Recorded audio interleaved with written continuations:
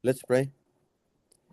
Amang banal na nasa langit, taos puso kami nagpapasalamat na muli niyo kaming pinagtipon-tipon sa mga oras na ito upang patuloy na mag-aral ng inyong banal na salita na nagbibigay ng buhay at pag-asa, nagbibigay inspirasyon, nagpapasigla ng pananampalatayang inyong itinimo sa aming mga puso.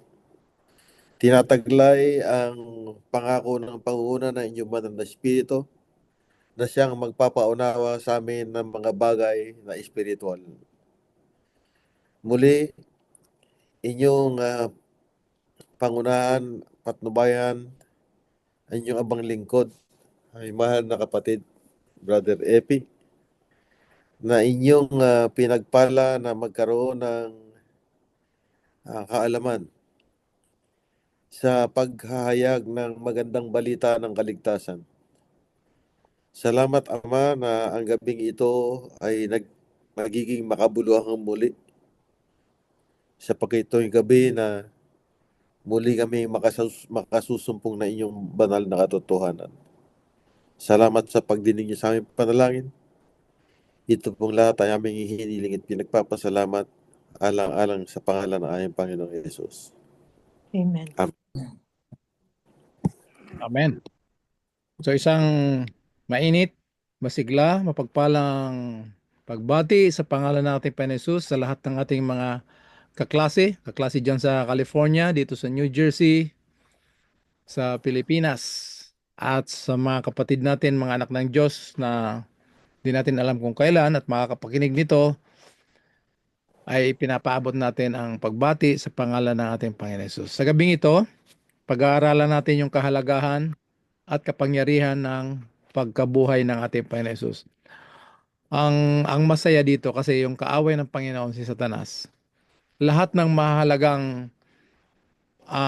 pangyayari at ginampanan ng Panginoon sa kanyang buhay, yung mahalagang events kagaya ng birth hanggang resurrection, meron siya laging pangsingit na mas nakikita yung kagalakan ng hindi sa totoo kaysa dun sa kahalagahan ng katotohanan. Kagaya ng Christmas, may partner doon na Santa Claus, 'di ba? Yung resurrection naman, meron naman tinatawag na Easter Sunday.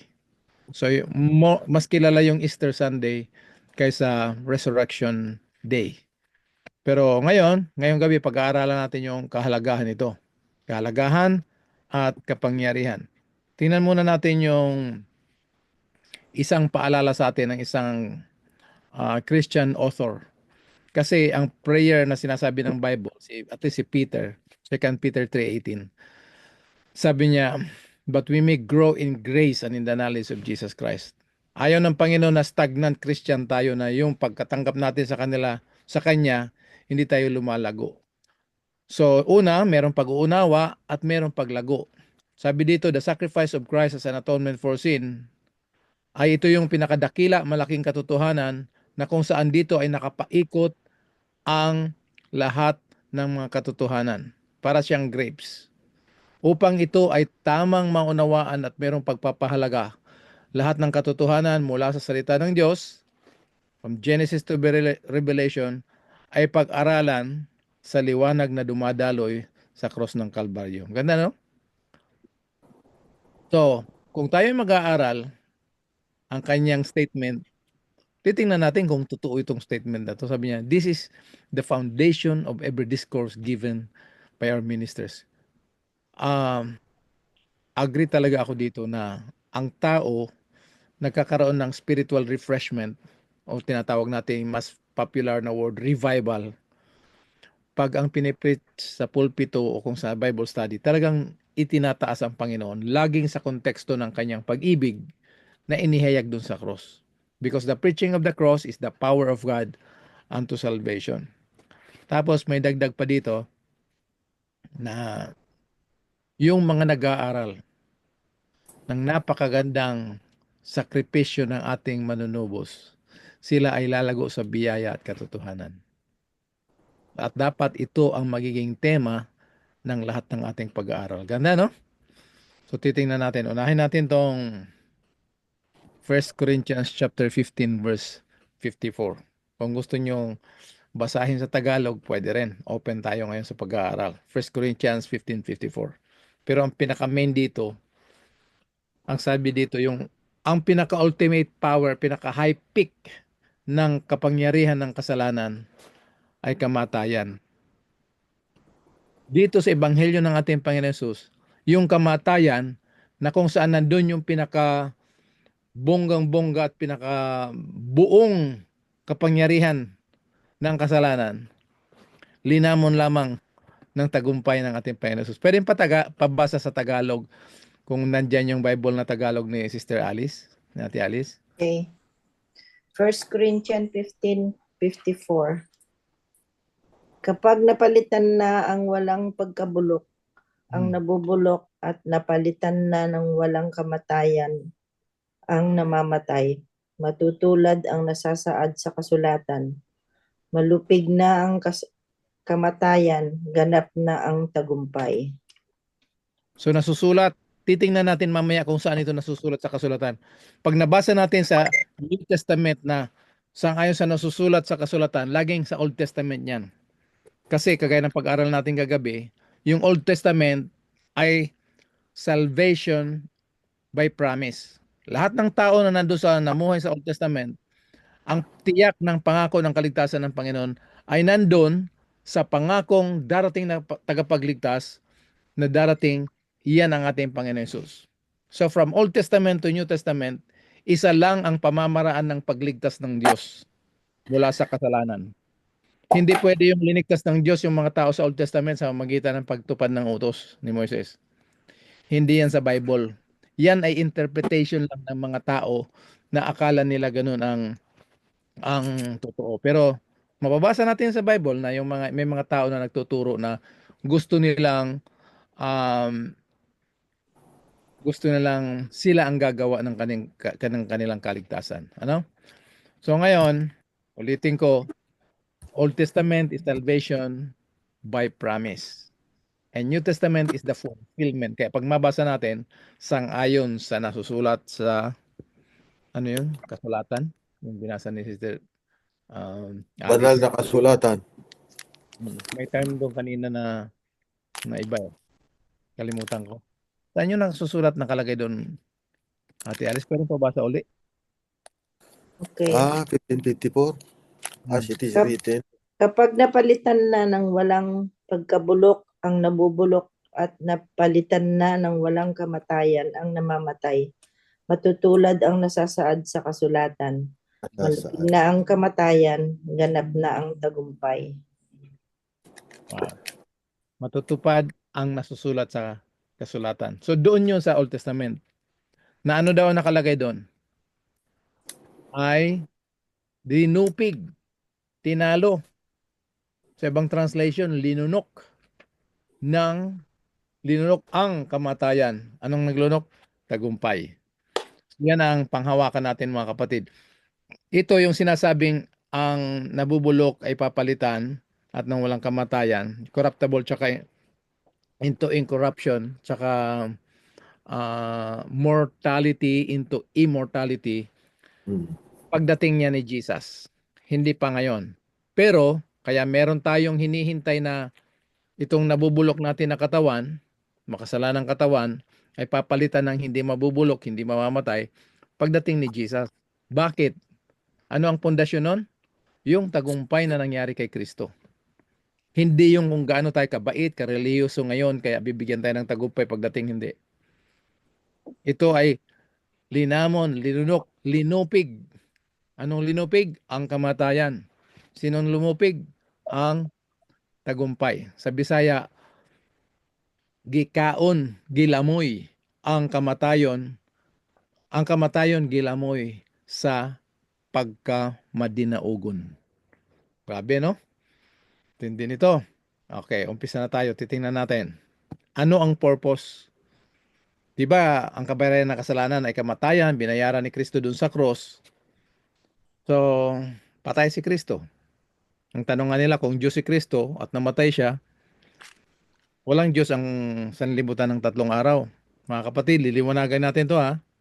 Yung namatay kay Kristo dun sa cross ay yung pagkataong kanyang tinaglay mula nung siyang nabuhay dun kay Mary. Ano? Yun ang pagkataong makasalanan na tinaglay niya para dalhin niya dun sa cross upang sa pamamagitan ng kanyang kamatayan, papatayin niya yung kasalanan na nananahan doon. Pwedeng pabasa ng Romans chapter 7 verse 17 and 20 kung sinong ready sa Bible. Romans 7. Romans 7, 17 and 20. Kita natin kung saan nananahan yung kasalanan na dapat hatulan doon sa cross.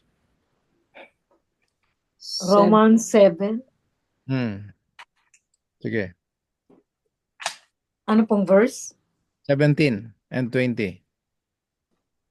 17. But now I'm not the one doing it anymore. Instead, it's sin that lives in me. And then verse 20. But Sandali if lang. I Saan daw nakatira yung kasalanan? Sa ngayon dyan sa verse? Saan? lives in me. Akin. Sa atin. Atin. Yan. Grabe, no? Sa verse 20. But if I do the very thing that I don't want to do, then I'm not the one doing it anymore. Instead, it is sin that lives in me that is doing it. Masahin natin sa Tagalog kay Sister Alice. Thank you, Gina. 17 or 20? 17 and 20. Okay, 17. Kaya hindi na ako ang may kagagawan niyon, kundi Yeah. ang kasalanang nananahan sa atin. And then verse 20, kung ginagawa ko ang hindi ko ibig, hindi na ako ang may kagagawan nito, kundi ang kasalanang nananahan sa akin. Yan. Saan nakatira yung kasalanan? Sa atin. Ito yung likas ng tao na kung saan ang ating buhay ay tahanan ng kasalanan. Ito yung pagkatao na tinaglay ni Kristo mula nung siyang nabuhay doon kay Mary upang dadalhin niya itong kasalanan na ito doon sa cross. Okay? So, nung namatay si Kristo, hindi yung kanyang pagka-Diyos ang namatay, kung hindi yung kanyang pagkataong itinaglay doon sa incarnation. Amen. Pagkatapos nun, patay na yung kasalanan, patay na tayong makasalanan, patay na ang kasalanan, makasalanan kagaya natin, at ang pinakamatindi na pinatay doon sa cross, yung kamatayan mismo. When Christ was about to die, death was about to die. And when Christ died, death died. So ngayon, bagong mangyari yung cross, kasi sabi ng author kanina, everything must be studied in the light that streams from the cross of Calvary. Bago namatay si Kristo, ang tawag sa kanya ay only begotten Son. Pero pagdating doon sa kanyang pagkabuhay na maguli, hindi na siya only begotten Son. Yung buhay ng only begotten Son, naging bahagi na, bahagi na. Pinagbaha-bahagi. So yung buhay mo ngayon, buhay ko ngayon, buhay ng lahat ng tao na nandito ngayon sa sanlibutan, yan ay buhay ni Kristo. Kaya sustained ang buhay natin kahit makasalanan tayo. Ganyan ang kapangyarihan. So when Christ was resurrected, that life that He has from eternity, Micah chapter 5 verse 2, became a shared life. So lahat tayo magkiklaim, the life that I now live is no longer I but Christ lives in me. Ikaw din, ganyan din ang claim mo. Tayo lahat ng mga tumanggap, yan ang claim natin. I no longer live but Christ liveth in me. Because it is, I am crucified with Christ. Okay? So ngayon, dito tayo papasok ngayon tayo sa resurrection. Ano ang layunin? Kung iniligtas tayo doon sa cross ni Kristo, at dahil hindi nagkasala si Kristo, merong karapatan ang Ama na buhayin na maguli siya mula sa kamatayan. Kasi siya lang yung isang tao na nakaranas ng kabayaran ng kasalanan, that is eternal death. Sa ating mga mahal sa buhay na pumanaw, sa ating naked eye and human understanding and emotion and feelings. Terrible as may appear sa naked eye natin. Pag nawalan tayo ng mahal sa buhay, napakasakit, talagang iyakan. Meron tayong tinatawag na lamay o ano. Kasi ayaw natin mawala agad. Masakit yan. But terrible as it may appear to our naked eye, to our actual feelings, hindi yan ang wages of sin. That the Bible calls it sleep death. Hindi sila nagbayad ng kasalanan. Meron pa silang pag-asang mabuhay na maguli because of the resurrection of Jesus Christ. Kaya ang tawag ng Bible sa 5 kamatayan dito sa mundo, 5 kamatayan, nagtumanda, nadisgrasya, nagkasakit, pinatay at nag-suicide, lahat ito ay consequences, is not the wages. Paliwanag po ba yan mga kapatid? Ang tawag nito ng Bible ay tulog. Napag-usapan natin yan kagabi at lagi natin na pag-uusapan. Ngayon, ito na yung layunin na hindi lang tayo iniligtas doon sa cross, kasi marami naman namatay doon sa cross. Paano si Kristo naging tagapagligtas? Kasi siya lang yung nakaranas ng eternal death. Sa kabila ng kapangyarihan ng kasalanan ay magdadala ng kamatayan. Ang kasalanan ng buong sanlibutan na iniatang doon kay Kristo, hindi siya kayang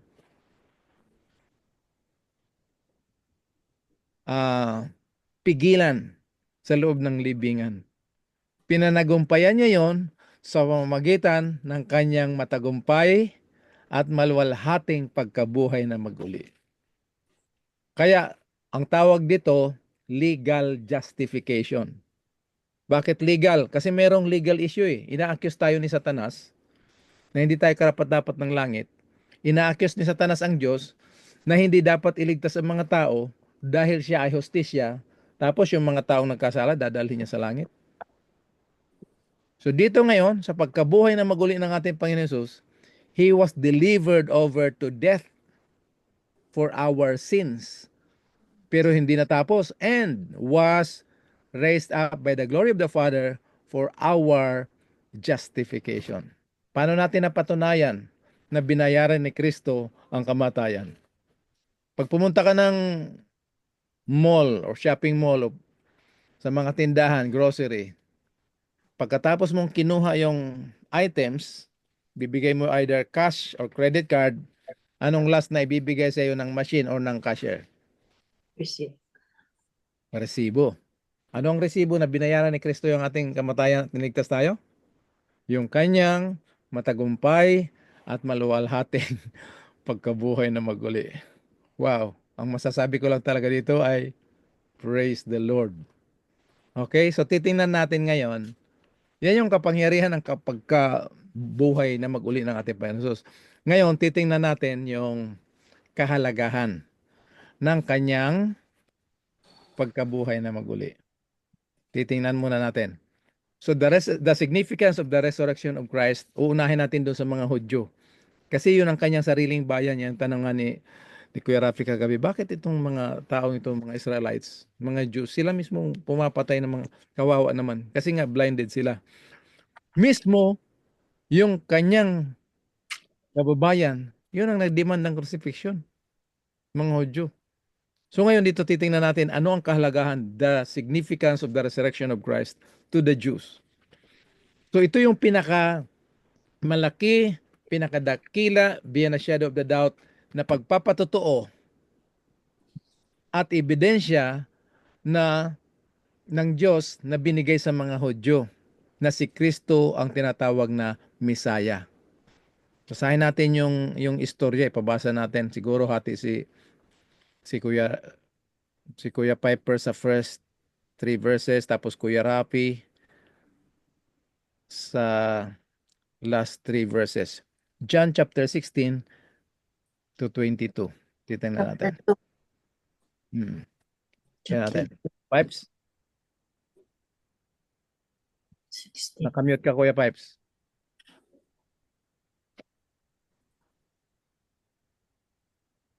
Ikaw na, Kuya Rapi. Verse 16, and said unto them that sold doves take these things Sandali lang hence. ha. Ang background nito, yung ginawa nilang palengke, yung templo. Ah, mhm. So pumunta si Jesus kasi cleansing of the temple yun eh. So verse 16, Kuya Rafi. And said unto them that sold doves, take these things hence, make not my father's house an house of merchandise. And his disciples remembered that it was written, the zeal of thine house hath eaten me up. Then answered the Jews and said unto him, what sign showest thou unto us, seeing that thou doest these things? So, ginawa nilang palengke kasi nagbebenta sila ng mga animals para sa ginawa nila yung kaligtasan ng negosyo. Bibili yung mga tao ng tupa, ihahain, ihahandog para sa kanilang kasalanan. Kasi iniisip ng mga tao, may kaligtasan dun.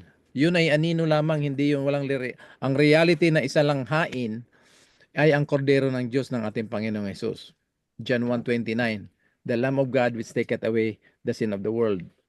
So naalala ng mga disciples yung nasusulat na naman na the zeal, ang sigasig ng kanyang bahay ay kinain. Ibig sabihin, ininsulto.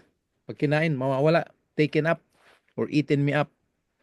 So yung mga Hudyo, tinanong ni si Jesus, naghihingi sila ng tanda. Ano bang tanda na ipakita mo sa amin, bakit mo ito ginagawa na ikaw ay talagang anak Diyos? Ate Nets, pwedeng pabasa ng 90 to 21?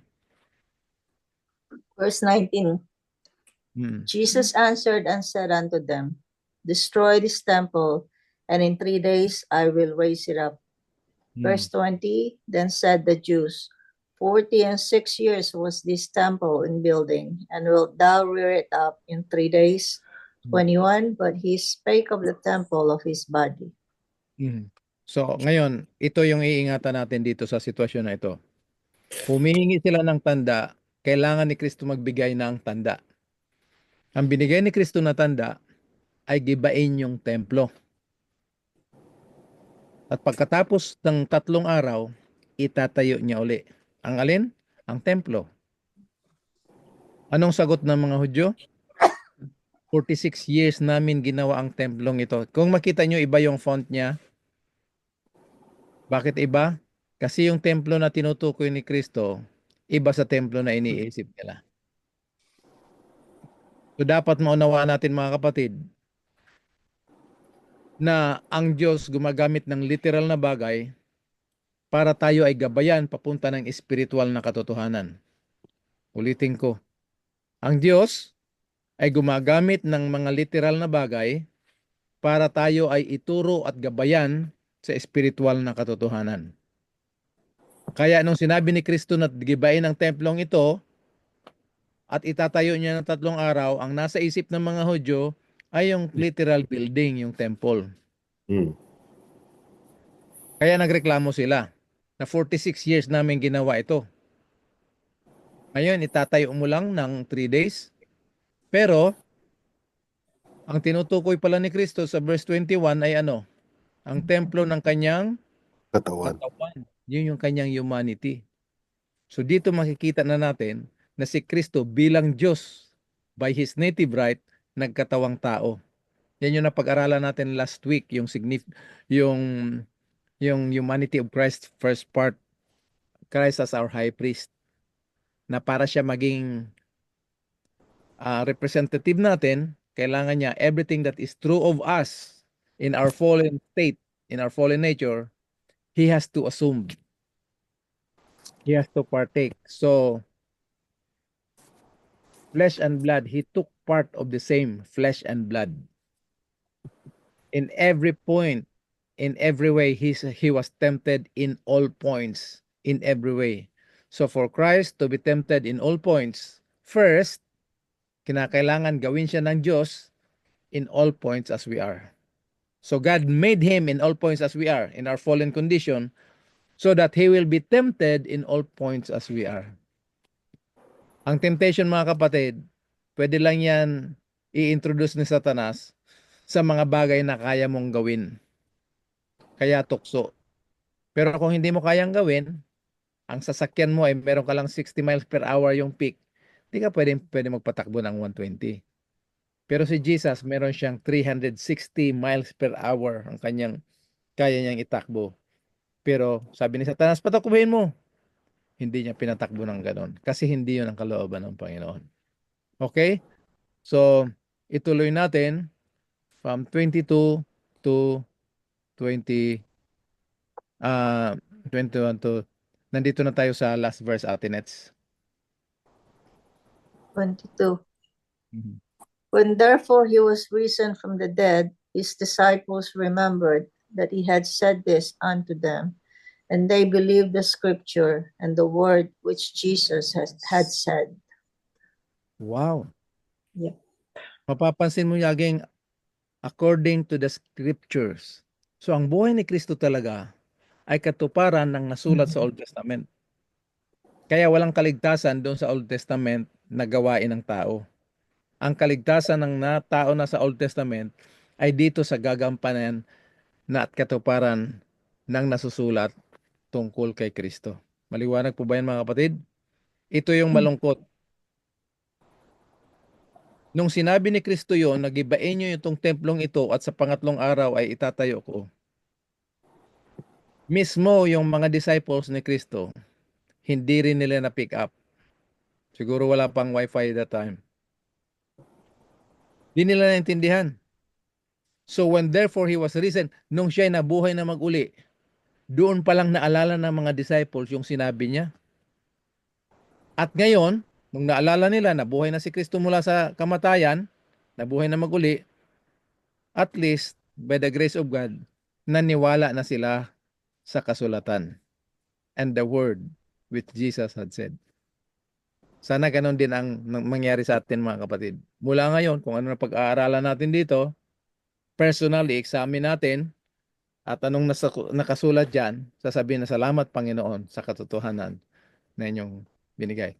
So number 1, the significance of Christ's resurrection to the Jews is the greatest proof that Jesus Christ was the Messiah, the Savior of the world, which taketh away the sin of the world by destroying that sinful body at the cross, and He will give us a new life in Jesus Christ at His resurrection. Okay ba yan, mga kapatid? Kala ko tulog na kayo eh. Sige. Number 2, yung kahalagahan ng pagkabuhay ni Kristo sa kanyang mga disciples. Sobrang lungkot ng mga disciples nung talagang hindi na nila ma-pick up na ano ba nangyayari ito. Akala ko nagpadala ang Diyos ng tagapagligtas. Yung pala mamamatay din lang.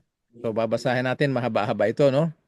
So unahin natin si Kuya Pipe. Kuya Pipe, ikaw ang unang magbasa. Tapos si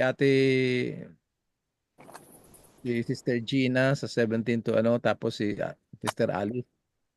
13 to 24, ano? Oo. Hindi, apat lang na verse ang babasahin mo dito. Wow. Okay? Ayan, yan ang babasahin mo. Hindi na ako mag-explain. Basahin lang natin yung istorya kung bakit kailangan ipakita ng Panginoon yung kahalagahan ng pagkabuhay ni Kristo na nakaugnay sa kanyang mga disciples. Kuya Vibes. And behold, two of them went that same day to a village called Emmaus, which was from Jerusalem about 80 furlongs. And they talked together of all these things which had happened. And it came to pass that while they communed together and reasoned, Jesus himself drew near and went with them. But their eyes were holden that they should not know him. Okay, so dalawang alagad naglalakad papunta ng Emmaus. Ngayon, nag-uusap sila sa mga nangyari. Tapos, habang sila nag-uusap, nagpakita si Kristo, lumapit sa kanila. Pero hindi nila, dahil sa sobra siguro lungkot nila, hindi nila ma-identify si Jesus. Ate naman, 17 to 19. Kita ba ni Ate Alice? Baka maliit. Oh, 17 to 19. Hmm. And he said unto them, What manner of communication are these that ye have one to another as you walk and are sad?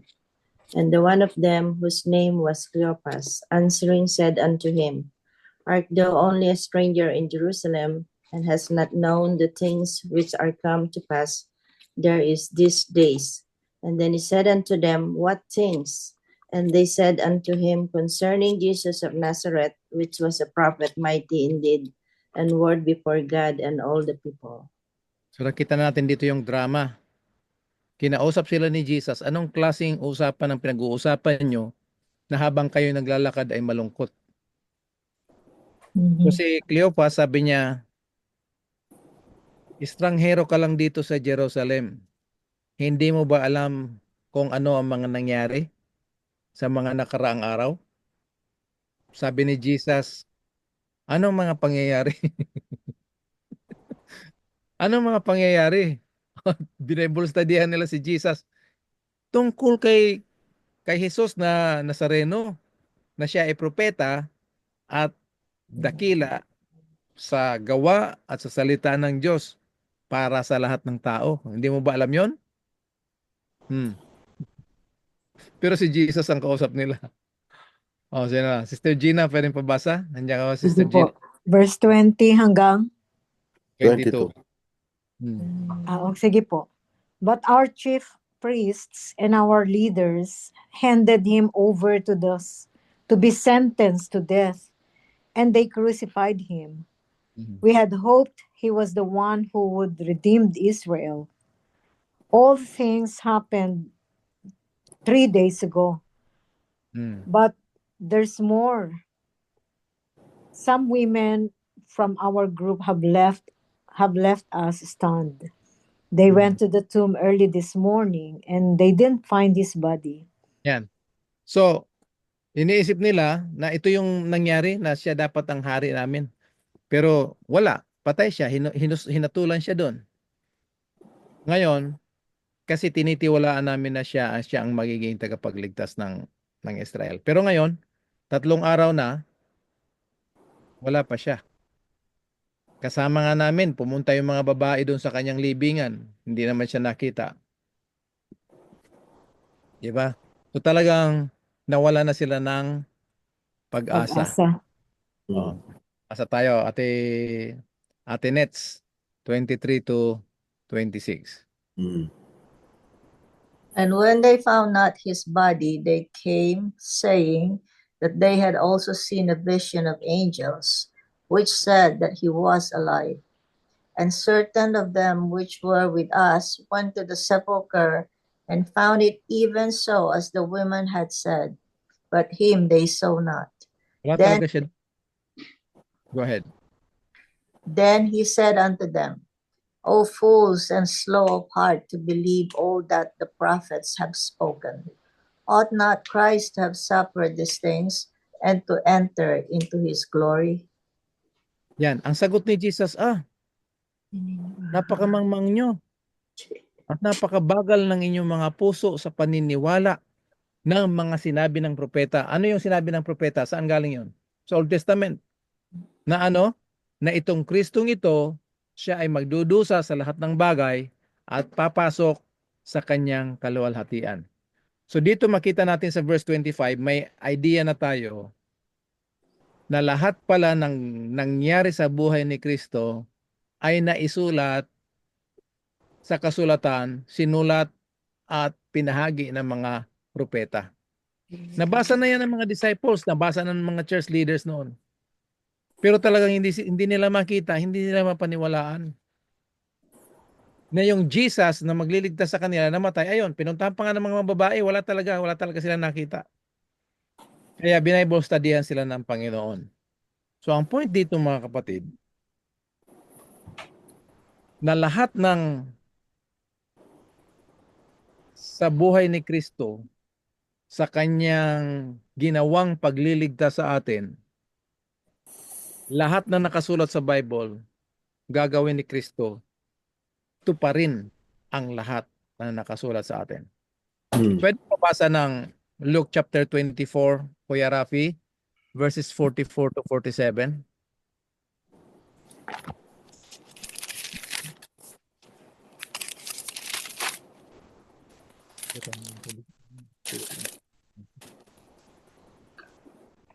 Luke 24, 44 to 47. Oh. He said to them, "This is what I told you while I was still with you. Everything must be fulfilled that is written about me in the law of Moses, the prophets, and the Psalms." Then he opened their minds so they could understand the scriptures. He told them, "This is what is written. The Christ will suffer and rise from the dead on the third day, and repentance and forgiveness of sins will be preached in his name to all nations, beginning at Jerusalem." So lahat pala ng buhay ni Kristo, thank you.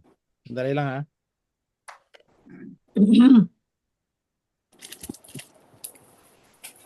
Lahat ng buhay ni Kristo, hindi siya pwedeng gumawa ng isang bagay sa buhay niya na hindi nakasulat sa kautusan at sa mga propeta. Yan ang principle ng pag-aral ng Bible.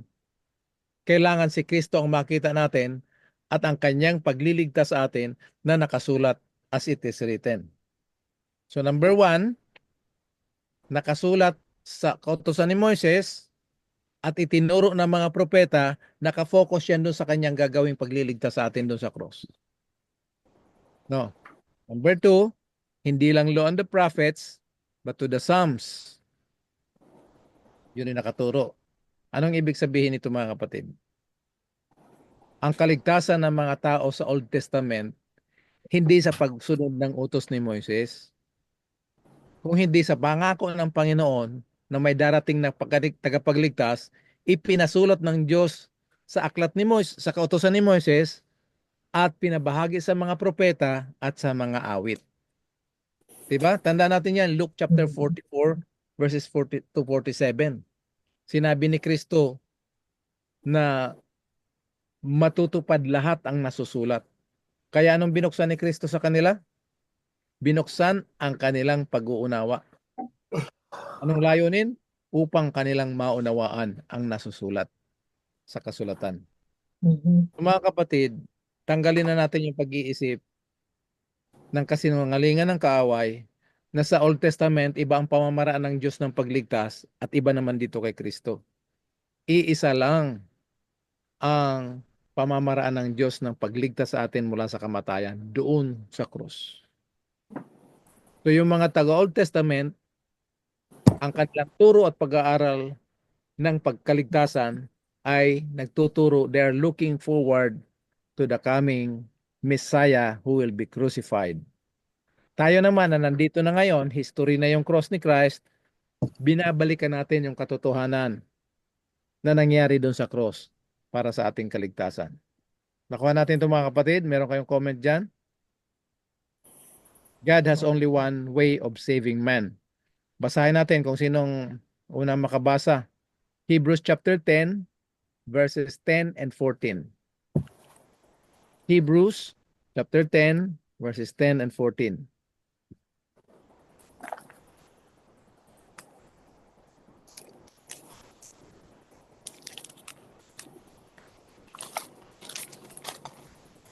Ten and 14, we have been made holy by God's will through the offering of Jesus Christ's body once for all. Because he perfected the people who are being made holy with one offering for all time. Yeah. Ilang beses i-offer ni Jesus yung sarili niya? Isa lang. Time. Para sa ano? For all time. Yeah.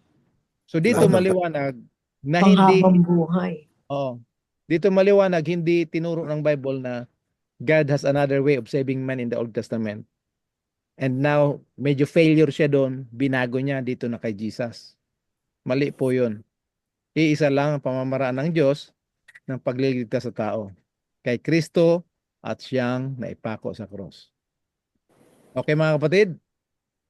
Review. Ano nga yung una? Nakahalaga ng pagkabuhay ni Kristo sa mga Hudyo. na patotoo na si Kristo yung naisulat sa Law and the Prophets,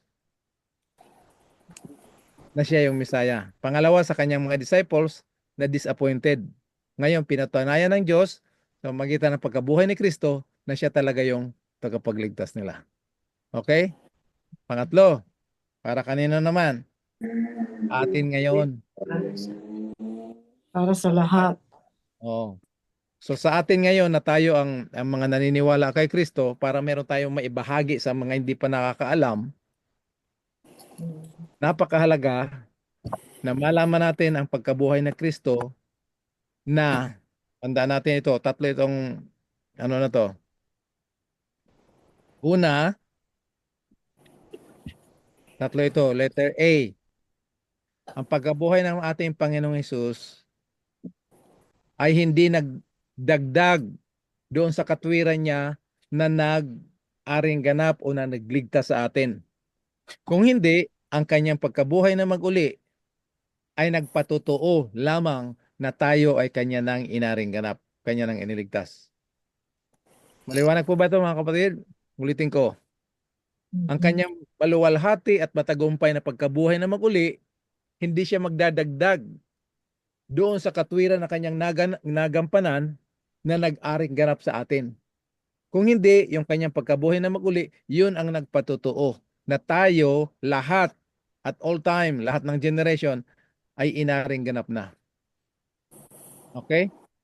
So basahin natin. Binasa na natin kanina yung Romans chapter 1 verse 4. 5. Pero puntahan muna natin ngayon yung Romans chapter 4 verse. Masabi dito. Jesus Christ our Lord, who was declared the Son of God with power. Saan galing yung power na ito? The declaration that Jesus Christ is the Son of God. By the resurrection from the dead, according to the Spirit of holiness. So yung kapangyarihan pala doon, na siya ay tinawag bilang anak ng Diyos, ay nagmumula doon sa patotoo na siya ay nabuhay na mag-uli mula sa kamatayan sangayon sa kabanalan ng Espiritu. Kung natin, mga kapatid, ito, nabasa na natin to kanina. He was delivered over to death for our sins and was raised to life, resurrected to life for our justification. Okay, mga kapatid? So yan yung letter A. Hindi magdadagdag kung hindi magpapatotoo na tayo ay kanyang inaring ganap na. Pangalawa, nagbibigay sa atin ng katiyakan na tayo bilang mga mananampalataya, kung ano man ang mangyari sa buhay natin dito, masunog tayo, ulin-dulin, bahain, girahin, ano man mangyari sa buhay natin, meron tayong tiyak na pagkabuhay na mag-uli sa magitan ng kanyang pagkabuhay na mag-uli. Basahin natin. Umpisa naman natin kay Kuya Piper. 1 Corinthians, mag-uumpisa tayo sa 12 to 15. 50 to 54. Kuya Piper. Basahin muna natin yung 12 to 15. Para background.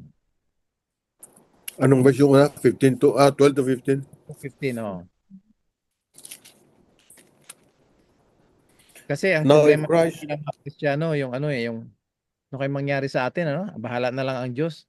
Dito sa pagkabuhay ni Kristo, hindi yung bahala na ang Diyos. Meron talaga tayong tiyak na kaligtasan. Kung mamatay man si Brother Epi, bangungutin mamayang gabi, huwag na kayong kakatok sa lamesa na, mamatay, wag. Pag sinabing mamatay, kumakatok. Yung ibig sabihin, huwag nawa. Mangyayari talaga yan, hindi natin alam. Pero, meron tayong tiyak. Kuya Pipes, 1 Corinthians 15, 12 to 15. now if Christ is preached that he has been risen from the dead, how do some among you say that there is no resurrection of the dead? If there is no resurrection of the dead, then Christ is not risen. And if Christ is not risen, then our preaching is empty and your faith is also empty. Yes, and we are found false witnesses of God because we have testified of God that He raised up Christ whom He did not raise up. If in So, fact the dead do not rise. malungkot mga kapatid kasi marami nang tumanggap at naniwala sa Diyos. Believers talaga sila doon sa Corinth, pero hindi sila naniniwala ng resurrection of the believers. Sabi ni Pablo, kung hindi totoo ang pagkabuhay na maguli, then si Kristo hindi nabuhay na maguli. Wala tayong pag-asa, tayong pinakamalubhang tao sa buong mundo. Verse 20, Kuya Vibe. Verse 20. But now Christ is risen from the dead and has become the first fruits of those who have fallen asleep. Yan. Kita nyo, yung binanggit ko kanina, before the cross, ang tawag sa kanya, the only begotten Son. After the cross, during His resurrection, ang tawag na sa kanya ng Bible, first fruit among the dead.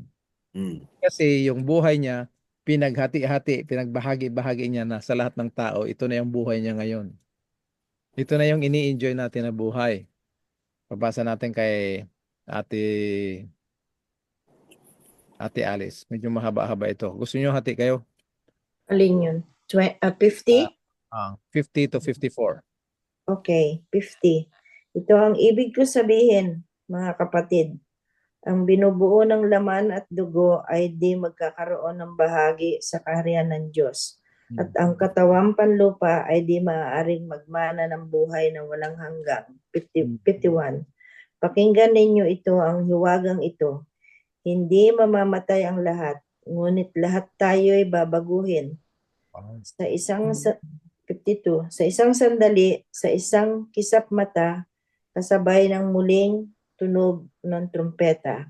Pag tunog ng trumpeta, ang mga patay ay muling bubuhayin at di na mamamatay. Babaguhin tayong lahat, 53, sapagkat ito'y katawang nabubulok, ay dapat mapalitan at di nabubulok ang katawang mamamatay at di mamamatay. 54. Kapag napalitan na ang walang kabulukan at nabubulok ay napalitan na ng walang kamatayan ang namamatay. Matutulad ang nasasaad sa kasulatan, malupig na ang kamatayan, ganap na ang tagumpay. Nalupig na ang kamatayan, ganap na ang tagumpay. Kailan mangyayari ito? Sa second coming ni Jesus Christ. Kasi sabi niya, hindi lahat tayo matutulog. Pero pagdating ni Jesus Christ, in a twinkling of an eye, we shall be changed from mortality into immortality, from corruption into incorruption. Ngayon, bakit merong incorruption tsaka immortality pagdating ni Jesus Christ? Kasi death has been swallowed up in victory. Kailang nangyari yon? Doon sa cross. Paano natin napatunayan na tinalo ng Panginoon yung kamatayan at kasalanan doon sa cross? By His glorious resurrection. Kaya linupig ng tagumpay ang kamatayan. Sang-ayon sa nasusulat o sa kasulatan. Saan nakasulat yon? Isaiah chapter 2, 25, 27 and 8. Anong sabi dito? And He shall swallow up on this mountain the covering that is cast over all people, the veil that is spread over all nations. He will, future tense. So yung kaligtasan sa Old Testament, they're looking forward. He will swallow up death for how long? Forever. And the Lord will wipe away tears from all faces. Nakakaiyak, nakakalungkot, matayan tayo ng mga mahal sa buhay. Hindi natin maiwasan yan. Terrible sa harap natin. Pero, yung kamatayan na yon, hindi yung nagbayad ng kasalanan, si Kristo.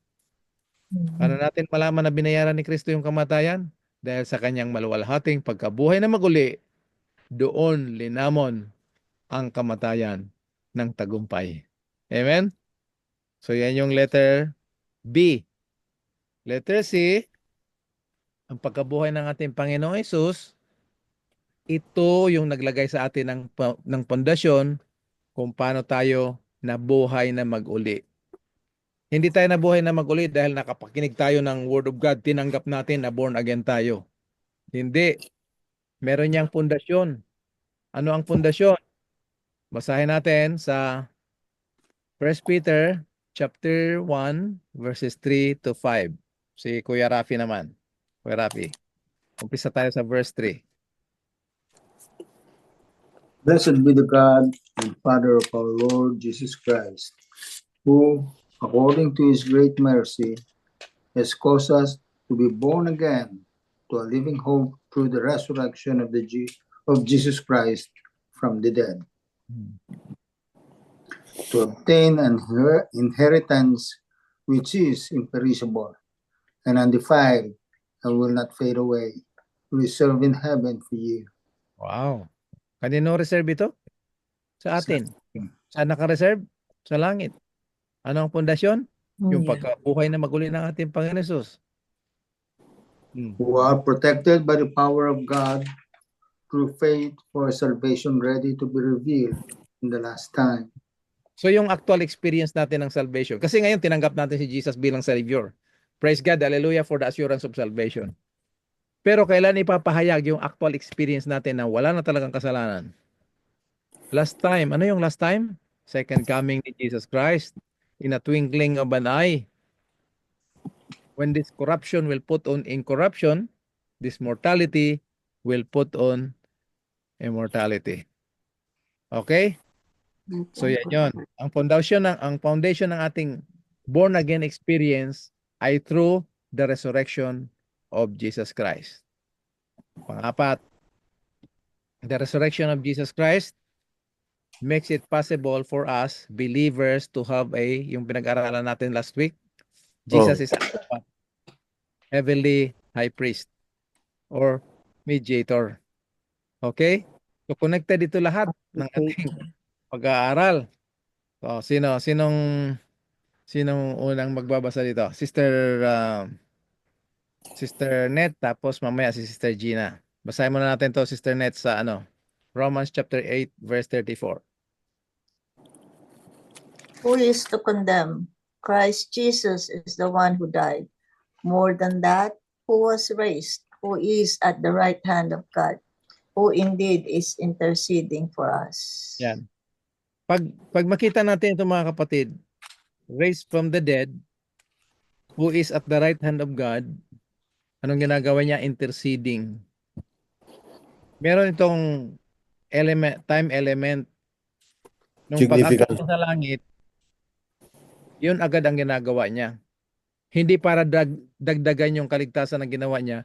Kung hindi, didepensahan niya tayo, kasi nagkakasala pa rin tayo eh. Didepensahan tayo, hindi laban sa Ama, kung hindi laban sa accusation ng kaaway.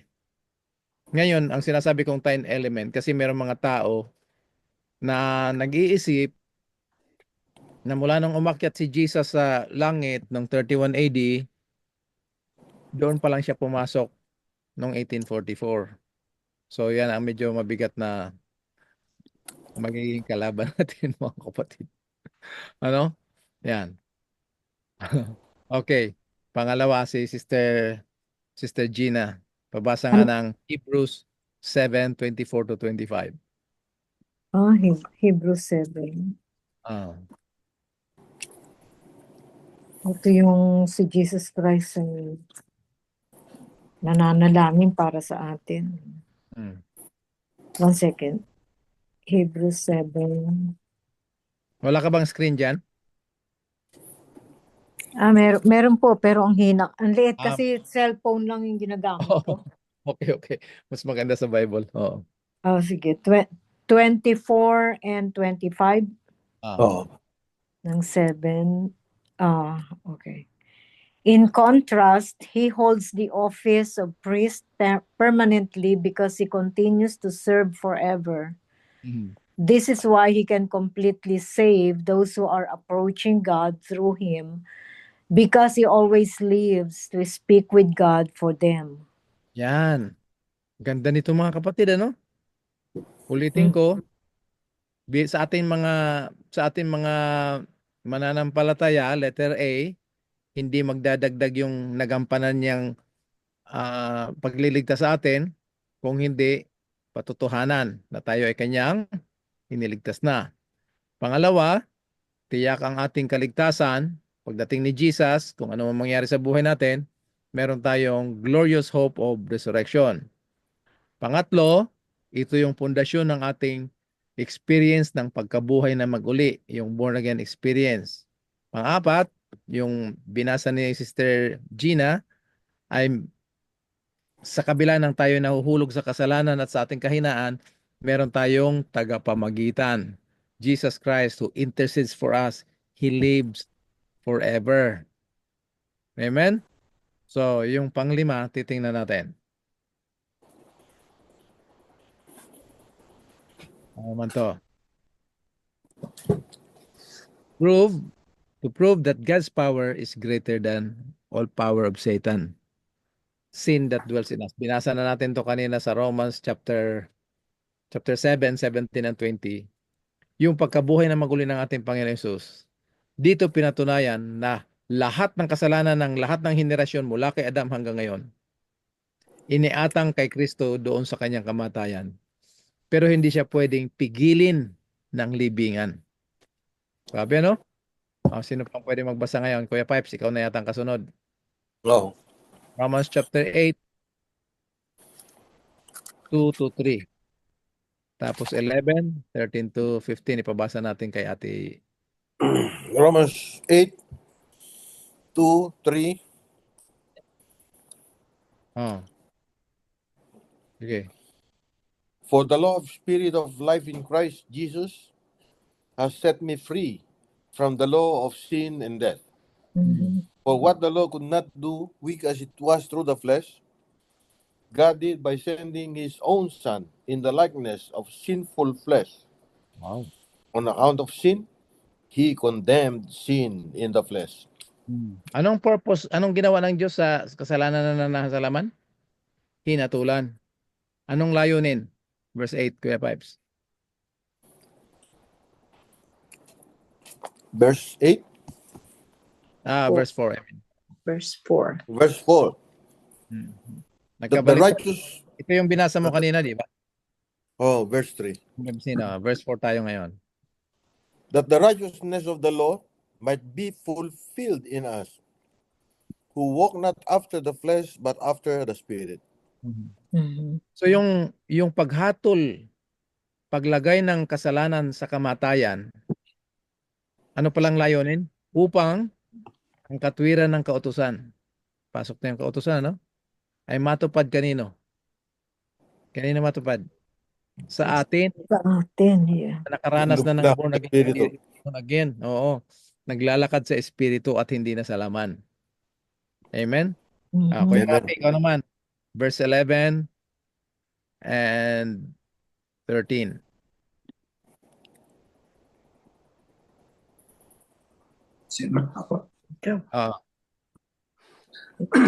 But if the spirit of him that raised up Jesus from the dead dwell in you, he that raised up Christ from the dead shall also quicken your mortal bodies by his spirit that dwelleth in you. Nasaan yung Holy Spirit? Sa atin. Nananahan sa atin. Ano tayo nagkaroon ng born again spirit? Yung mismo na Diyos na nagbuhay sa ating Panginoong Hesus mula sa kamatayan, siya rin yung nagbibigay sa atin ng buhay. Anong buhay na binigay ng Diyos sa atin? Ang buhay na pagkabuhay na maguli, the resurrected life of Jesus Christ. Hindi yung buhay na pinuntahan ni Jesus dito nung kanyang pagkabuhay, yung incarnation. Ang buhay na binigay ng Panginoon sa atin ngayon, sa ating born again experience, ay the resurrected life of Jesus Christ. Bago. Di ba? Yeah. Kaya ang tawag niya, new life in Christ. Jesus Christ. Verse 13, Kuya Rafi. For if you live after the flesh, you shall die. But if you, through the Spirit, do mortify the deeds of the body, you shall live. Yan. So kung meron na tayong buhay kay Kristo, tapos patuloy pa rin tayo mag-reject ng kanyang Holy Spirit na dinadala si Kristo sa atin, may ending talaga tayo. Kaya sabi niya, huwag niyo nang gagawin ang gusto ng laman. Kung hindi kayo ay mamuhay sa Espiritu, kayo ay mabubuhay kasama ng ating Panginoon Yesus. Amen mga kapatid? So, tandaan natin, the resurrection of Christ ay gumagawa ng malaking bahagi sa ating kaligtasan. Kaligtasan nino, yung lahat na magpapatuloy na tapat kay Kristo. Ang aking panalangin mga kapatid, na kayo, tayo, lahat makapakikinig nito, patuloy tayong maging tapat, masunurin sa ating Panginoong Hesus. No? Kaya, sa ating pag-aaral ngayong gabi, ang maluwalhati at matagumpay na pagkabuhay ng ating Panginoon Hesus, nagbibigay sa atin ng napakabuting dahilan kung anong sinabi ni Pablo sa Philippians 4:4. Naalala nyo yan? Philippians 4:4. Rejoice in the Lord always. And again, Say rejoice. I say rejoice. Amen. Dahil meron tayong tiyak na kaligtasan sa pamamagitan ng kanyang pagkabuhay na maguli.